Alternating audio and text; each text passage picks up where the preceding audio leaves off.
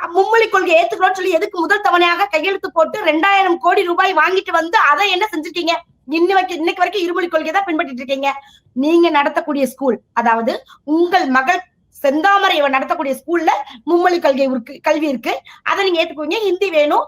ஆனா சாதாரண ஏழை விவசாயிகள் படிக்கக்கூடிய அரசு பள்ளி மாணவர்களுக்கு இருமொழி கொள்கை கொடுப்பீங்க. இது எந்த விதத்துல நியாயம்? அப்படி பார்க்கும் பட்சத்துல கேள்வி கேட்க வேண்டிய இடத்துல மத்திய அரசு தான் இருக்கே தவிர மாநில அரசு கிடையாது. 100 நாள் வேலை வாய்ப்பு திட்டத்துல 340 ரூபாய் உயர்த்தப்பட வேண்டிய கூலிய இன்னைக்கு வரைக்கும் பாரத பிரதமர் கையெழுத்து போட்டார். ஆனா 100 நாள் அந்த வேலை வாய்ப்பை கொடுக்குறாங்களா மக்கள் கிட்ட அப்படின்னா திமுக அரசு கொடுக்க.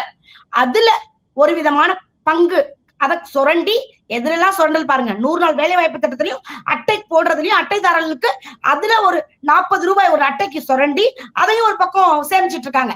100 நாள் வேலை வாய்ப்பை இல்லைன்னு சொல்லுது மத்திய அரசு, எடுக்க போறாங்களாம் அப்படின்னு பொய் பிரச்சாரம் நாக்கூசாம அதை சொல்றாங்க.